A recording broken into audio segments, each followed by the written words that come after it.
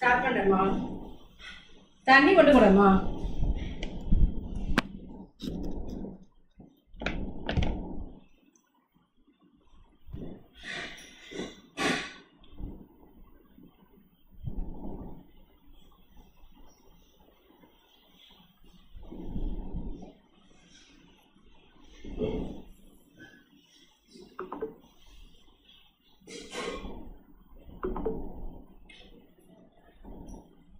எல்லாம் நல்லா தான் இருக்கும்.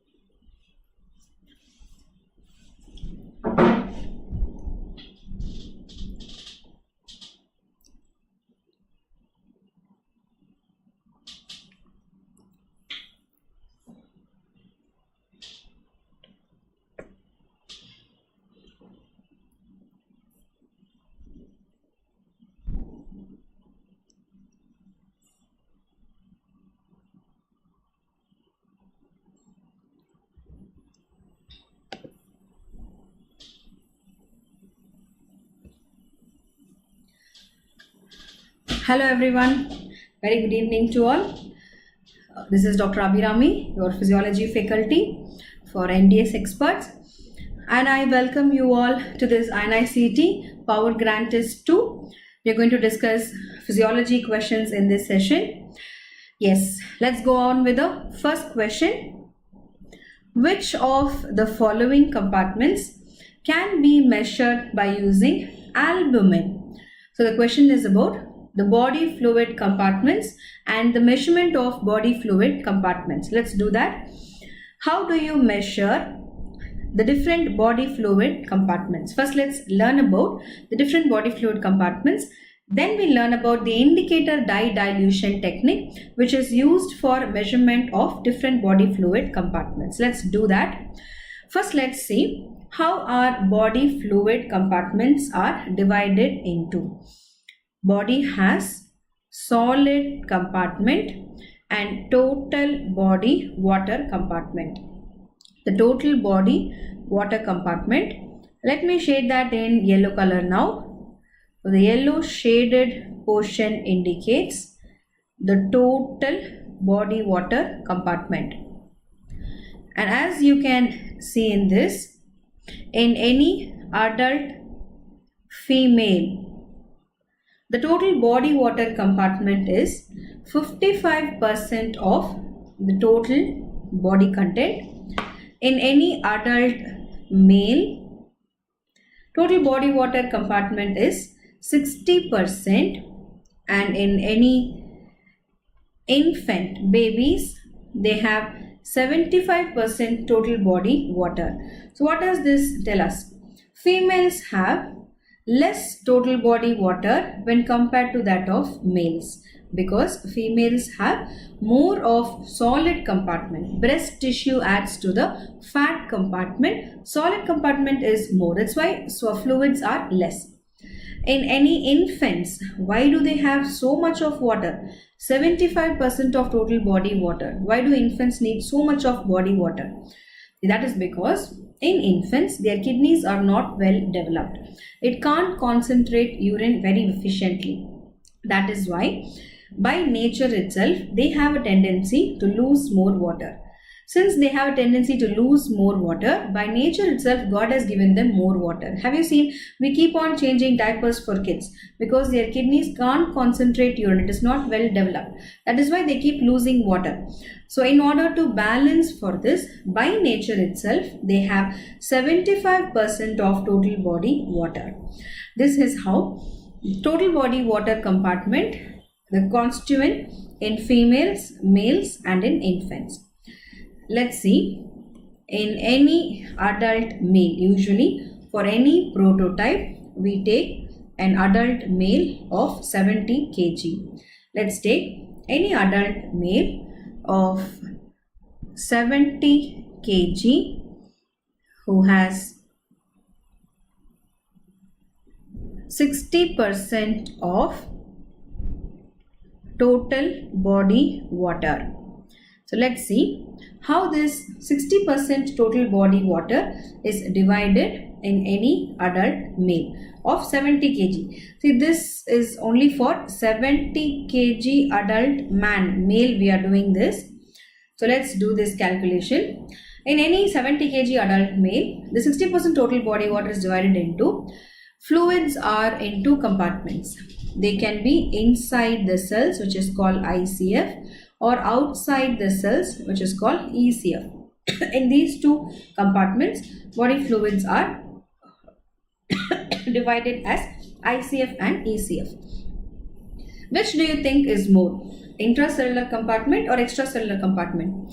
It looks like as though the extracellular compartment is more, but actually extracellular space is less only, because body is made up of millions and millions of cells which are very closely packed like this.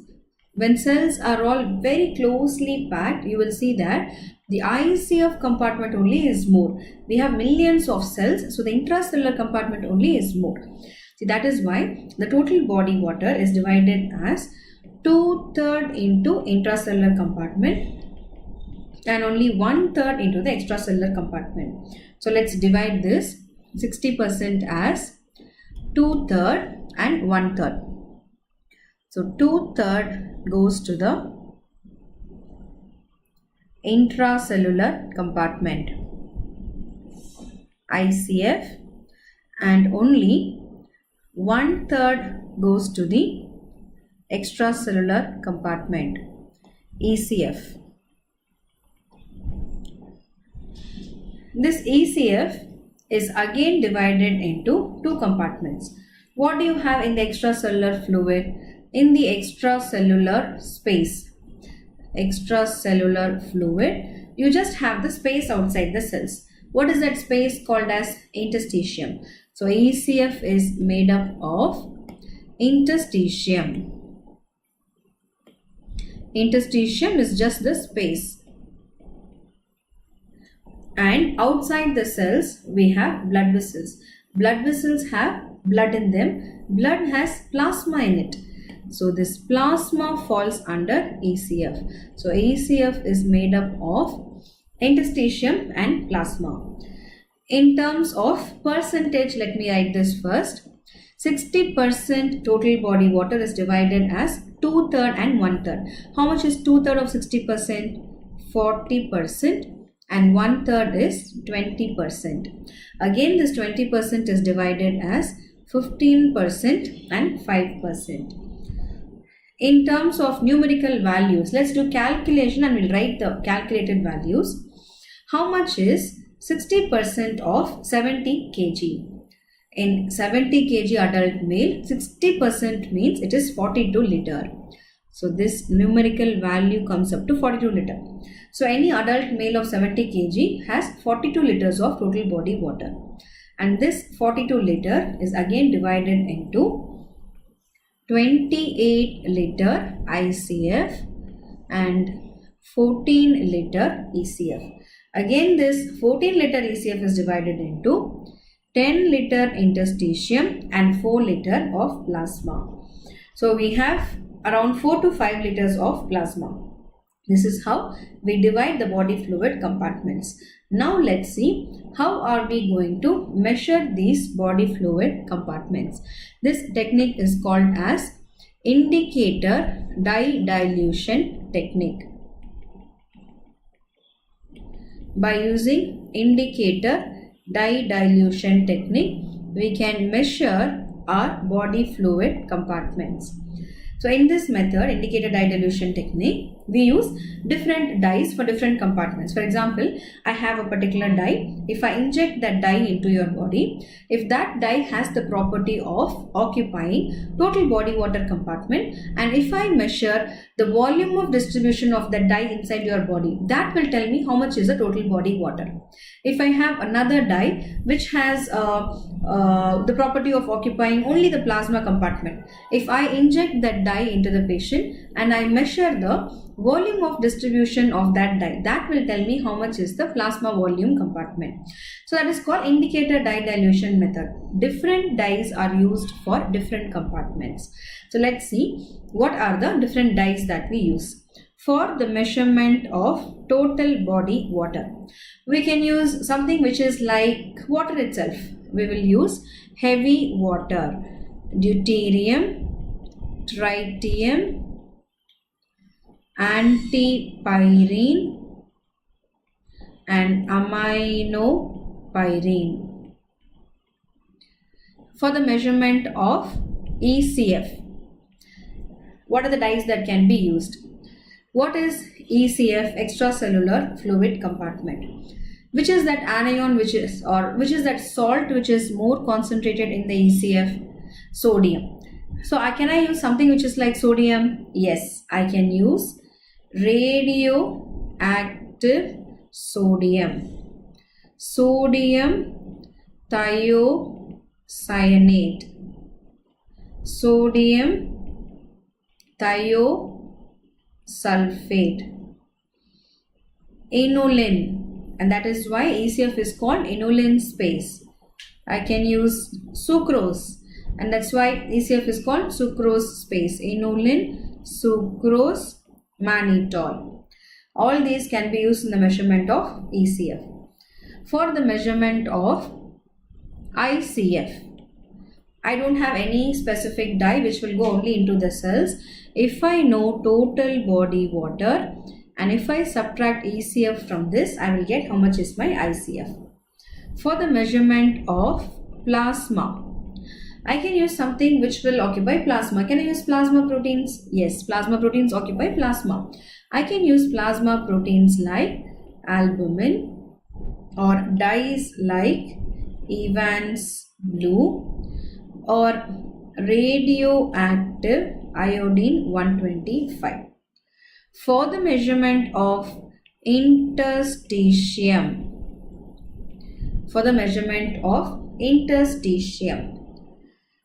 there is no specific dye which will occupy only the interstitium. If I know ECF and I subtract plasma, I will get my interstitium. This is how the indicator dye dilution technique works, and this is the method by which we use different dyes for measuring different compartments, and this is called the indicator dye dilution technique. Going back to the question, which of the following compartments can be measured by using albumin? Yes, what is the answer now? Very good. Plasma volume, because albumin is a plasma protein, it will occupy the plasma compartment. The answer is plasma volume. Over to the second question. A 19-year-old patient was admitted to the hospital for evaluation of hematologic disorder. Which of the following test evaluates his intrinsic coagulation pathway? Intrinsic clotting pathway. Let's see the different clotting pathways, the test for clotting, and we'll come back to the question. The clotting mechanism. There are two different types of clotting mechanism, the extrinsic system and the intrinsic system. What is the extrinsic system? See, there is actually a common pathway. Extrinsic and intrinsic both will lead to the common pathway.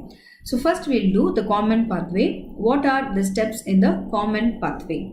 So the common pathway is factor 10 being converted to 10A. Extrinsic and intrinsic both join in this step into the common pathway. First let's do the extrinsic pathway. In the extrinsic pathway, there are only two factors which are involved. TPL, tissue thromboplastin, and factor 7A. Intrinsic mechanism starts with high molecular weight kininogen and kallikrein. They convert factor 12 into 12A, and factor 11 is activated to 11A, and factor 9 is activated to 9A. In this step, both extrinsic and intrinsic, they join to form the common step. What are the factors involved in the common step? Phospholipid, calcium, and factor 8A. These are the factors that are involved in the common step. What is the common step? 10 is converted to 10A. After this, it is all the same. It's all common after this. Using phospholipids, calcium, and factor 5A, prothrombin converted to thrombin. Thrombin converts fibrinogen into fibrin. Fibrin is the clot that is formed. Who will stabilize this clot? Factor 13A. That's why 13 is called as stabilization factor. So these are the two types of clotting pathways, intrinsic and extrinsic. How will you test for these clotting pathways? There are two tests, APTT and PT.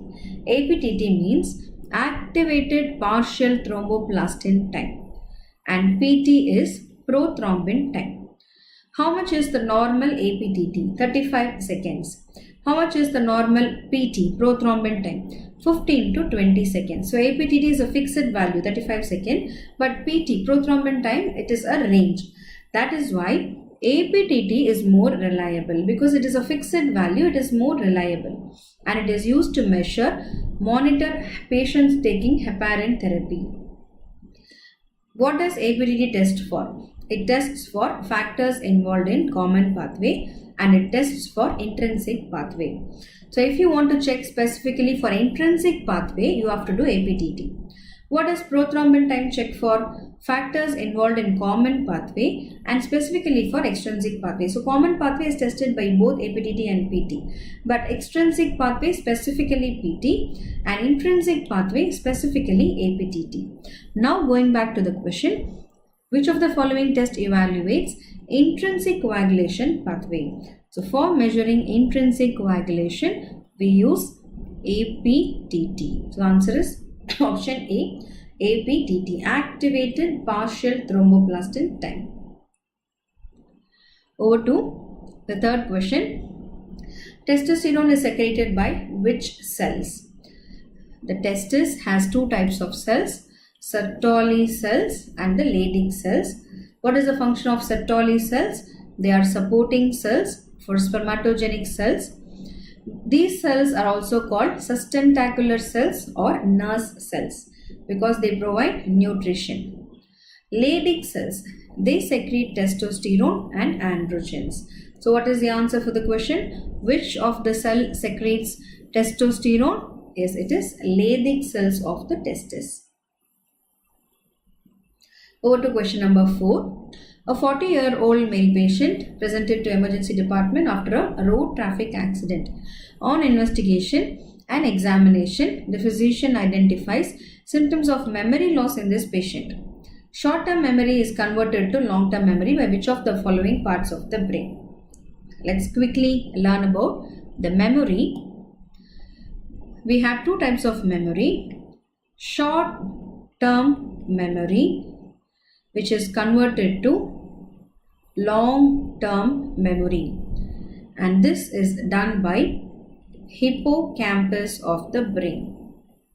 And that is why if there is any head injury and the patient has any injury to the hippocampus of the brain, he is not able to convert short-term memories into long-term memory. This we call it as short-term memory loss or anterograde amnesia. Anterograde means today if you have any injury to your hippocampus, from today onwards you can't convert short-term memory into long-term memory. So your future memory is affected. This we call it as anterograde amnesia. So which part of the brain converts short term into long term? Hippocampus of the brain. Over to question number 5. Myelin sheath in the brain is formed by. Myelin sheath. The formation of myelin sheath is called as myelination. And myelination is done by two different type of cells. Myelination in CNS and myelination in PNS. In central nervous system, oligodendrocytes, they do myelination. And in peripheral nervous system, Schwann cells do myelination. And there is one disorder related to CNS myelination. Demyelination in CNS causes multiple sclerosis. And demyelination of PNS causes Guillain-Barré syndrome. So multiple sclerosis is a central demyelinating disease, whereas Guillain-Barré syndrome is a peripheral demyelinating disease.